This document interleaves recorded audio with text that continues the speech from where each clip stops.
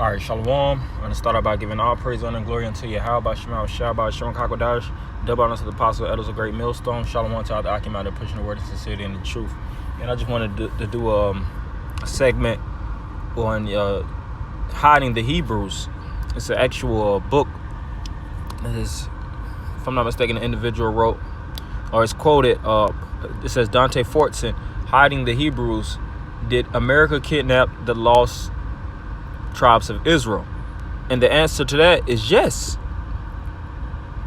The Israelites are you blacks, Latinos, and Native Americans. Y'all were forcefully imprisoned against your will, and you had your nationality brutally beat up out of you for a specific reason, because you are the 12 tribes of the house of Israel, and you have been lost, you have been scattered. Deuteronomy, the 28th chapter, dealing with the curses, the 48 verses, spoke about us being spread all through the four corners of the earth. And that was forcefully against our will through the transatlantic slave trade. You know, you had the Arab slave trade. You had a lot of these slave trades that took place, and it was pushing and distributing Negroes. All right, not Africans. Some Africans did get entrapped and enslaved, but for the most part, this is dealing with you Negroes as well as you Latinos and Native Americans. But it says, are the tribes of Israel really lost, or were they hidden as prophesied in Psalms 83? When you read Psalms 83, that's talking about the hidden counsel of the elites that were coming together as a secret organization to take Jake down, you know. And one way to take a people down is hiding the truth from them.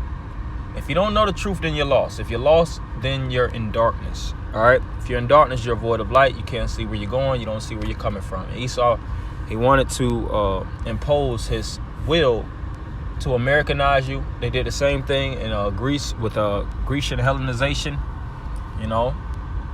And that's how you became Gentiles, carried about with these strange lusts. That's dealing with hiding the Hebrews. All right. Because even when you're dealing with Hebrews, you have Hebrew Edomites, you have Hebrew Elamites, you have a lot of nations that come out of this line of Shem and Ibar, because that's where you have the term Hebrew from Ibariath, which was that chosen line. And through that Shemitic line, you even have Esau, all right, as well as the Elamites. You know, you have Ishmael. All these nations come from them, but they're not the lost tribes of the nation of Israel. The Most High is dealing with the Hebrew Israelites, not Hebrew Edomites. All right, so it says the Bible seems to indicate a multinational conspiracy to hide Israel and wipe out the memory of who they really are. If this is true, then history as we know it has been hijacked, and it is only through researching that we will find the truth, and that's indeed true. In this book, you'll find the answers to the following questions, just to name a few. Why does a 1747 English map place the tribe of Judah on the slave coast of Africa? And the answer to that is because the Israelites dealing mainly with the tribe of Judah, because you had Judah, you had Fort Benjamin or Fort Benin, and you had Fort Levi, which was the forts that Israel was in, because they're Israelites. Why do slave ledgers show slaves being registered with Hebrew names fresh off the ships? You see? Why do slaves sing songs in Hebrew and call out Yah for help? And because they're the Israelites. When you watch the movie Roots, you had the little girls singing. And Lord, when I'll put that, the clip, maybe in the we have a personal group, I'll put it in for brothers, but brothers could type in Roots and you'll watch the movie Roots, the whole movie. But it's a segment where the girls are playing patty cake and they're saying Yahweh, Yahweh, Yahweh. They didn't learn that from Esau. And they were saying the name Yahweh. It says, why did Christ mention the slavery of Israel as a sign of the end of the age? Because we are the Israelites, and the Most High knew part of the curses in the latter times was where we were going to have that great falling away. All right. It spoke about in Thessalonians that it's going to be a great falling away, and the man of sin shall be revealed. And that's dealing with Esau being a so-called white man. And it also tells you in Baruch 2 and 30 that in the land of our captivity, we shall remember ourselves. Our memory got wiped out in slavery. Jeremiah 17 and 4 speaks about us being cut off from our heritage. Our heritage is our inheritance, which is our nationality, our culture, what we identify as. You see? And in the end of that age, that's at the time of the Great Awakening, pursuing the second Esdras, 5th chapter, spoke about how faith would be, dormant for a set time, and then eventually it will grow up and blossom. Are the time of the Gentiles coming to the end? It's going to speak about the time until the time of the Gentiles be fulfilled. But it says, if you are 100% honest with yourselves as you find the answer to these questions, your eyes will be open. If you're ready to start this eye-opening adventure through Scripture, then keep reading. Israel still a nation to the Most High and always will be. Right, and this may be, I don't know who published this book. I don't know what member and what, this individual Dante Fortson learned from. But a lot of that is true, We're dealing in terms of the truth and the word, and the truth is we are the Israelites of the Bible. And the white man, like I said, has deliberately wiped our memory, wiped us clean, and imposed his wicked will for us to be broken and submitted under his rule. Isaiah 42:22. But this is the people robbed and spoiled. Right. So who has been robbed and deprived, disenfranchised? More than you blacks, Latinos, and Native Americans. If we put up all 18 nations and we run a background check, we run a spiritual background check, and we see what each nation has went through, all of them suffered tragedy, of course, but nation on nation crime, nation robbing nation. It ain't blacks robbing blacks. It's Edomites robbing the other nations, and mainly you blacks, Latinos, and Native Americans, because you got country stole from you. China is still ownership by the Chinese. India is still ownership by the Indian man. Saudi Arabia, all these different Arab countries are ownership by the Arab nations. You blacks, Latinos, and Native Americans, you don't have a pot to piss in or a window to throw it out. That's why that term is such heavily used within the urban community. And when you look up the word ghetto was a place where Jews reside. It says, but this is a people robbed and spoiled. They are all of them snared in holes. Those holes represent prison centers. All right.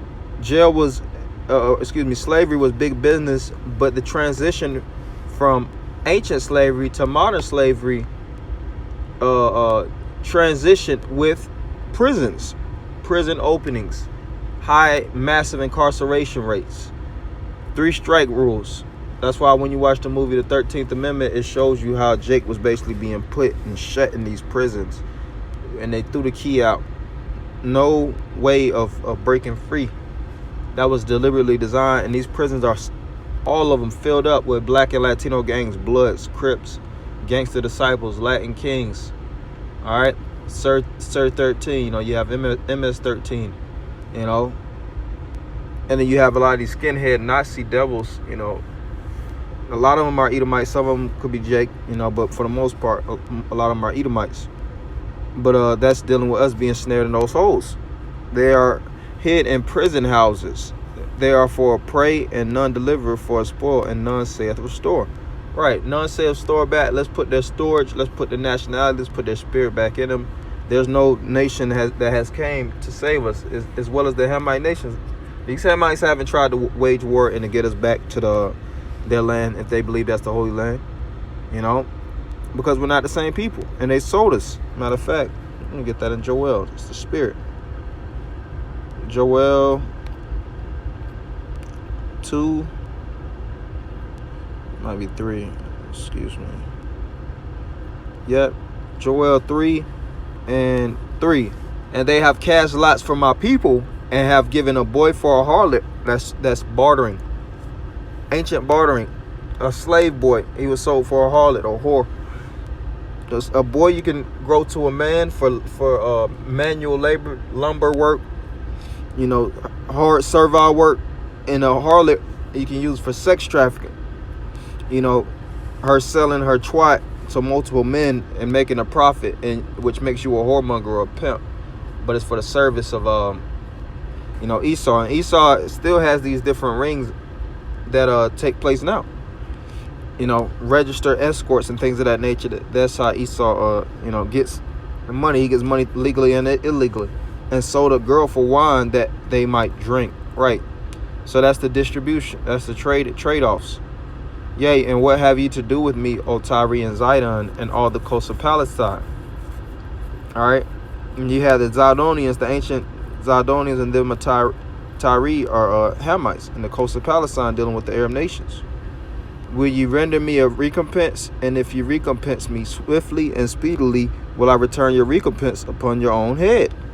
Right, so the Lord is going to recompense you and pay you back and drop you on your tater tot. All right, that's the compensation of the payment that you owe. You owe the debt, Jack, and you got to pay that tab. All right, verse 5, because you have taken my silver and my gold and have carried into your temples my pleasant and goodly things. And that was 70 AD. You had Jerusalem that was invaded. And you have a Judah Compta, which is Judah conquered. And when they conquered us, they basically took over the Holy Land, and they've been running amok ever since.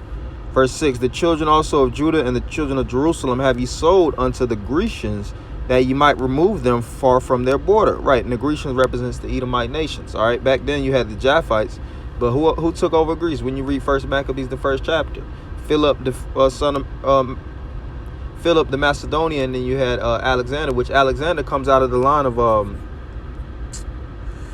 if I'm not mistaken, I can't think of his name right now. It's slipping a little bit.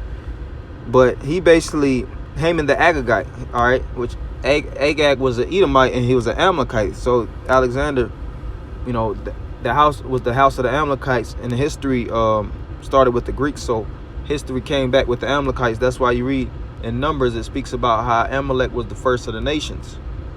All right, but his end that he shall perish forever. It says, and I will sell your sons and your daughters into the hand of the children of Judah. Right, so we're going to be able to, it's going to be a new slave trade. Might do a lesson on that. The new slave trade is going to be a new style of slave trade. Slave trading has been since the beginning of time, and is going to be in the kingdom of heaven. All right, and they shall sell them to the Sabians, and the Lord said, I will sell. He didn't say we will sell. He's putting his will. I is a spirit of existing. All right.